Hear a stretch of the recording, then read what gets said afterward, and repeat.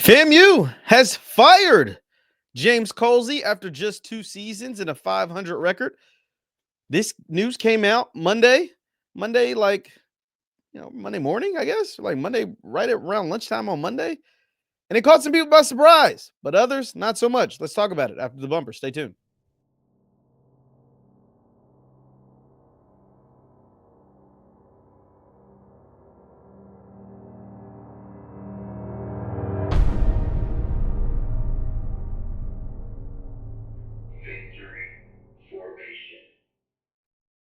What is going on, everybody? What is going on, everybody? My name is JeffLightsyJr. Thank you guys for tuning in. This is the Victory Formation Sports Show right here on JeffLightsyJr. YouTube, Facebook, wherever you content. Do me a favor, hit that thumbs up button, like, share, subscribe, notification bell because I upload all the time. Now, FAMU has fired James Colzie. This came out around lunchtime on Monday. Shout out to Off Script. He's the first person I saw break the news. Off Script, and I think maybe you saw Football Scoop. So shout out Off Script, Football Scoop, Off Script breaking all the news.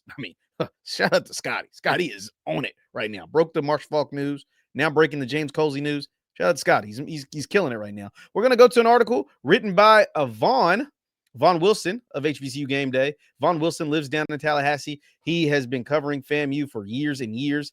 And so he wrote a really good piece. It says FAMU fires head coach James Colzie after 2 middling seasons. It goes on to say the 2025 season opened with a disappointing loss to Howard in the Orange Blossom Classic. Despite failing to reach the end zone, the Rattlers managed a 9-7 lead on 3 field goals, only to give up a walk-off kick in the final seconds. An HBCU defense, once known for dominance, couldn't keep the Bison out of scoring range when it mattered the most. From that point, the season spiraled. FAMU managed only 4 wins against Division I opponents and barely escaped a Division II Albany State team, 33-25 after trailing at halftime. The writing was on the wall from right there, guys. I mean, if you don't know nothing else, Vaughn's basically telling you the writing was on the wall when you're struggling and you're trailing at halftime against Albany State. This is a FAMU team that was handed to James Colzie from Willie Simmons as the best team in HBCU football. Let me repeat. This is a FAMU team that was handed to James Colzie by Willie Simmons when he took the Duke job, the Duke running back coach job. Remember, people made fun of Willie taking that job? How's he looking now? Who's got the last laugh now when he's killing it at FIU, by the way? So shout out to Willie Simmons. Beat my Hilltoppers, and we ain't going to talk about that. But nonetheless, so there was always high expectations for James Colzie when he took over this FAMU job. This was not just a rebuilding job. No, this was a job people wanted Colzie to come in and plug and play. Also, remember, they ran Tiffany Sykes out of there. Tiffany Sykes didn't want to hire James Colzie. If we remember correct, let's get in our thinking brains. Tiffany Sykes wanted to hire the coach that was at Fort Valley State. I'm blanking on his name. Somebody drop it in the comments. Somebody drop it in the chat. Tiffany Sykes wanted to hire the coach at Fort Valley. You guys, meaning the FAMU faithful, you guys scolded her and told her, hell no, we don't want him. We want James. We want Colzie because Colzie was on staff. Colzie's played at Florida State. Colzie's well-known. Colzie's well-liked. And you guys wanted Colzie. She wanted the young man out of Fort Valley State. If I'm saying it right, I believe I have that correctly. You guys wanted Colzie. 2 years later, Tiffany Sykes out, Colzie's out. Let's keep reading to Mr. Vaughn's article. Going back to it. It says, just as programs like North Dakota State and the University of Miami want sustained excellence through continuity, Rattlers fans expected the same stability. Instead, on-the-field products never resembled the disciplined, unified teams of the Simmons era, even though many of the personnel remained the same. That's the problem. You kept all the same people and didn't get the same results. Willie Simmons, if not for Deion Sanders, Willie Simmons maybe has 3 Celebration Bowl championships. If not for Deion Sanders, Willie Simmons might have 3 Celebration Bowl championships. Instead, as soon as Deion left, he got his 1. But Deion kept Willie out of the SWAC championship games. Deion kept Willie out of the Celebration Bowl. Deion did that. And I think Willie could have beat South Carolina State that first year. Willie's team could have beat North Carolina Central State that second year of Deion. North Carolina Central, my bad, not North Carolina Central State. Willie could have did that. I believe that. But instead, Deion beat him, and those teams beat Deion in Jackson State, that is. Nonetheless, Willie did get his championship. He got FAMU their championship, and then he bounced. And then you all forced Tiffany Sykes to hire James Colzie, and this is what's happening. Let's skip ahead a little bit. It says Colzie's tenure was rocky from the start. VP of Athletics Tiffany Dawn Sykes pushed for hiring Sean Gibbs. Here it is. But alumni strongly favored continuity in philosophy and system. The backlash against the process led to his candidacy being withdrawn. She wanted Sean Gibbs. He said, hell no, y'all got too much going over there. She hired Colzie instead. Former Alcorn State head coach Fred McNair emerged as a strong contender, and many alumni rallied behind FAMU Hall of Famer Billy Roll, while many players pushed for James Colzie. A search committee was agreed to, sending the recommendations to Sykes and then President James Robinson, and Colzie was introduced as the next head coach. Y'all didn't even, man. Tiffany Sykes, some folks owe you an apology.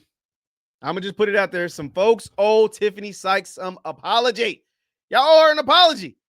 If I'm not mistaken, she pretty much quit over this. Like, if memory serves me right, all of this fiasco, not being able to hire Sean Gibbs like she wanted to, then not hiring Fred McNair, and then being forced to hire James Colzie, I'm pretty sure she quit after all of this. Like, man, to hell with y'all. I got to go on somewhere because y'all not letting me do my job. And some people, Scotty was a very advocate about saying she wasn't qualified, and other people were saying that too. But nonetheless, it's been a mess at FAMU. Both at the leadership since then, since all of this, it's been pretty much a mess. Leadership included. The president, y'all know what I'm saying, the fake checks, all that. Yeah, we ain't got to get into that. I ain't here to be messy. But we ain't got to get into all the fake donations and the current president being investigated and potentially arrested and indicted. There's a lot. And now you got this on top of all of it. Let's keep reading Mr. Vaughn's article, because this is a really, really good article. I hadn't read this yet, by the way. This is really good. A hole too deep to climb out of. The 2025 season began with a 1-4 record.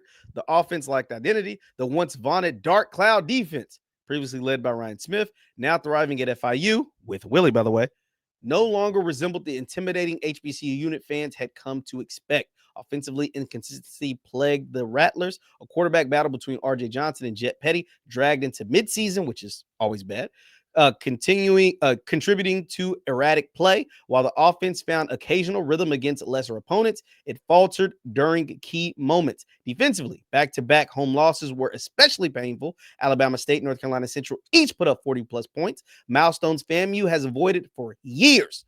October 11th matchup against North Carolina Central was particularly brutal. The beginning with the Eagles scoring 28 unanswered points. It was FAMU's first loss to Bama State since joining the SWAC in 2021, and its first defeat to North Carolina Central since 2017.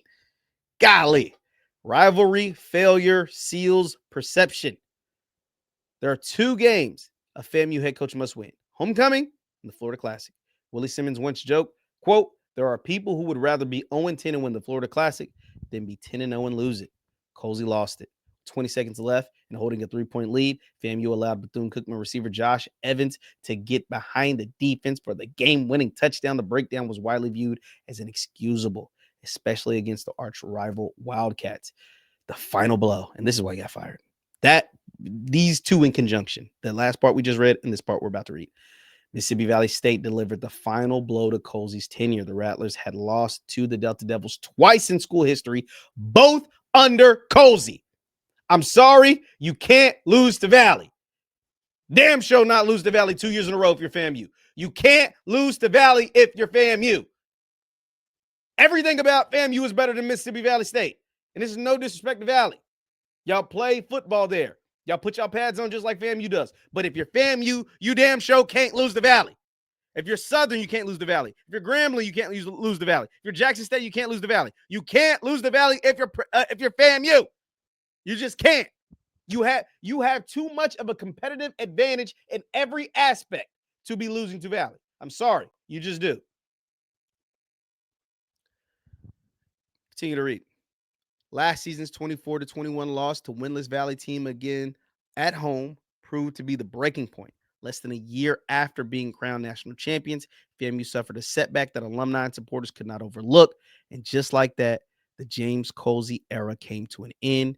An era marked by turbulence, missteps, and unmet expectations. Bravo, Mr. Wilson. Brav effing O. Because you put them words together right there, sir. You a FAMU through and through.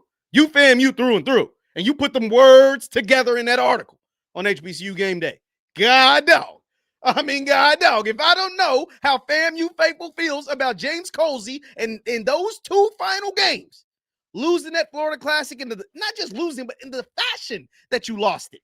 In the fashion, you're up. You give up essentially a Hail Mary broken coverage, wide open walk-in touchdown for the game, and then to lose the Valley 2 years in a row.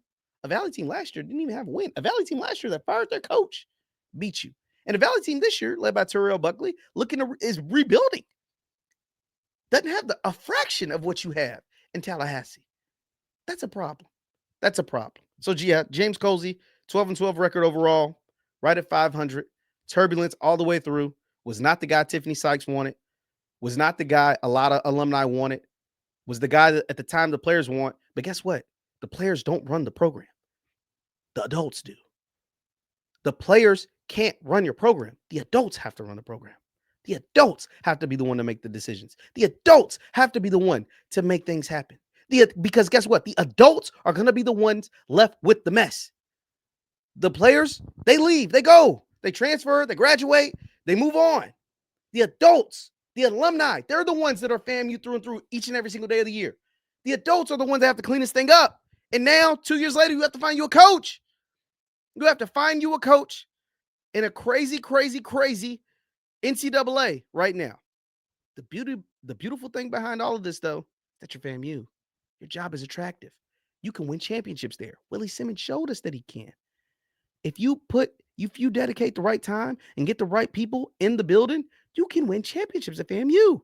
It actually should be easier to win championships at FAMU than most places in HBCU football. You have academic excellence at FAMU. You have a championship pedigree. You've won championships in the past and in the present. Willie Simmons won the Celebration Bowl just a few short years ago. And now he's off and doing his thing at FIU, beating my Hilltoppers in the Conference USA. And so it also shows that if a coach wants to come there and quote unquote use it as a stepping stone, you can do that too. You can win championships and get the bigger job. In 2 years, Willie Simmons went from FAMU to Duke running backs coach to FIU, and beat my Hilltoppers. I keep mentioning that because it's true. It's what he did. And now they're in the bowl game.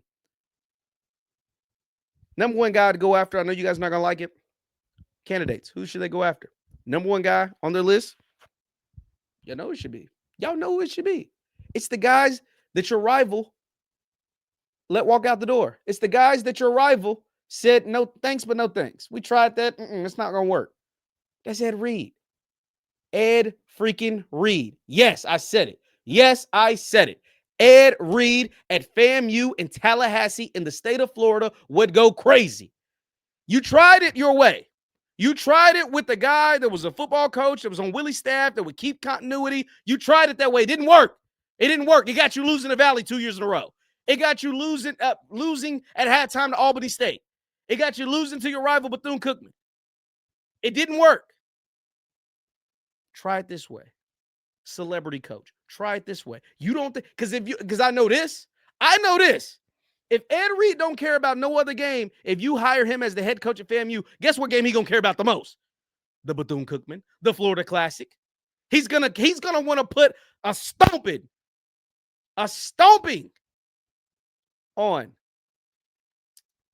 Bethune-Cookman, the team that fired him, the school that fired him before he even got hired, fired him on his day off. Raymond Woody Jr. and the Bethune-Cookman Wildcats, he's gonna want to put a stomping on them. If he don't care about no other game, he's going to want to put a stomping on them. And the resources that Ed Reed would be able to bring to your school, sitting there, residing there in the state of Florida, in the city of Tallahassee, is unlike any other person that you can probably go out there and get. Just ask Southern. Ask Southern how it's working with Marshall Faulk and all the money that he's bringing into their program. Their AD, their president, up there at his introductory program saying he hasn't coached a game yet. He's barely been on campus, and we already have donations, money, sponsorships that we would have never gotten, old ones that we're able to bring back because Marshall's here.